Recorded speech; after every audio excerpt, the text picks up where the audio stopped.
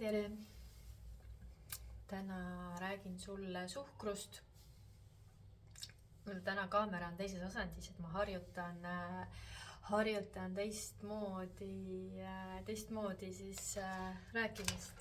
Natukene kummaline on mulle, nii et ma vaatan vahepeal kuskile mujale, siis tegelikult ma vaatan lihtsalt telefoni ekraanile, mitte siis sellele kaamera auku, kust nagu tuleks või vastuvõtmine toimuks. Aga suhkur. See suhkru teema kuidagi tuli lihtsalt ühel ööl mulle nähtavaks läbi minu enda mingisuguse hirmu või protsessi. Ehk ma tegelikult ärkasin öösel üles selle peale, et mu kehas käis nagu mingi plaks.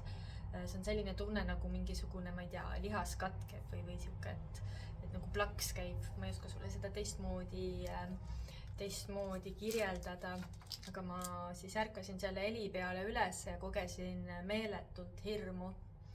Ja esimesel hetkel siis ma lihtsalt hakkasin seda hirmu läbi hingama ja siis hingasin senikaua, kuni tundsin, et nüüd on puhas. Ja kui ma vaatasin, et mis asi see nüüd oli, siis mu keha andis lihtsalt välja selle loo, et suhkur on mürk, selline lause konkreetselt oli. Ja see tuleb ilmselt sellest ajast, kui ma hakkasin tegelema toitumisega, see on siis kuskil 15 aastast tagasi, ma hakkasin üldse õppima seda metameditsiini. Ja selles õppekäigus siis mingisuguse aja jooksul tuli see toitumise teema mulle ja siis ma nagu sukeldusin pea ees sisse, kuna see hullult paelus mind ja tervislik toitumine, toortoitumine ja nii edasi. Siis ühel hetkel ma tean küll neid hinnanguid, et suhkur on halb ja nisujahu on halb ja teravili on üldse halb ja lihas on see ja too ja nii edasi. Ühesõnaga igasugused programmid läksid nagu jooksma või siis ma võtsin need enda omaks. Teadmata, et need juhivad ka praegu mind kui selles hetkes, kus ma olen nagu tegelikult loobunud sellest nii-öelda tervisliku toitumise fenomenist, sest et tervislikku toitumist kui sellist ei ole siiski olemas, sest et üks toit, mis on ühele ülitervislik ja nii-öelda toetav, tõstev ja tervendav, siis teist inimest see võib hoopis ära lõhkuda. Ehk aga tulles tagasi siis selle suhkru juurde, et see tuli siis nähtavale, ma ilmselt tegelikult õhtul näppisin ka mingisuguseid teemasid enda sees, see oli lihtsalt hirmuga seotud, mingisugust sügavaid hirmupunkte ma lahustasin ja ei olnud seal juttu suhkrust midagi, aga lihtsalt siis keha andis selle välja, mis oli seotud suhkruga ja kuidas ma sulle ütlen, siis meie keha toimib nii siis, ma räägin konkreetselt endast, et mu keha toimis nii, et iga kord, kui ma sõin suhkrut, siis mul hakkas väga halb. Aga kuna minu sees jooksis siis lugu, et suhkur on mürk, siis minu keha iga kord suhkrut seedides või kui ma juba panin suhkru suhu, siis minu keha reageeris sellele suhkrule nagu mürgile. Ja tegelikult suhkur ise on täiesti neutraalne. Seal ei ole mingisugust asja, vaid et seal ongi lugu. Ja kui ma vaatasin sügavamalt siis selle suhkru teemasse, siis ma niikuinii mõtlesin, et ma tahan teha erinevate toiduainete ja erinevate teemade puhul mingisuguseid väikseid videosid, nagu ma kohvi puhulgi tegin. Siis seal tuli välja selline lugu, et tavaline suhkur ei mõjuta inimese tervist üldse nii, kui inimeste programmeerimine suhkru osas.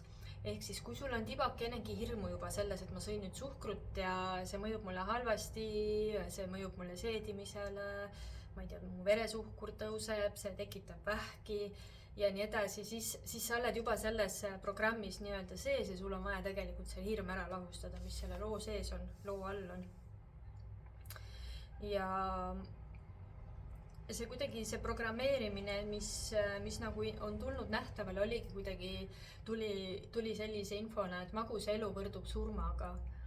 Et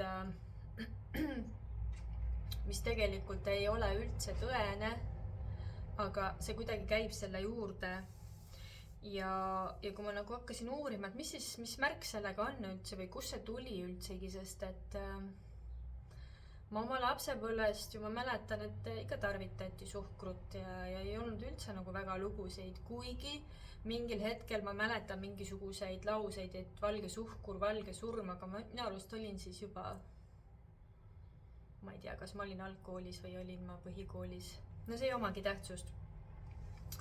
Aga tuli välja selle, ma kirjutasin selle üles, et ma loen seda, et suhkrulool on taga hoopis sügavam mõte ja see on sünteetiliste vahendite loomine selleks, et inimesed mõistaksid elu väärtuslikkust endas, mitte ei valiks elata kõige muu pärast kui tema ise.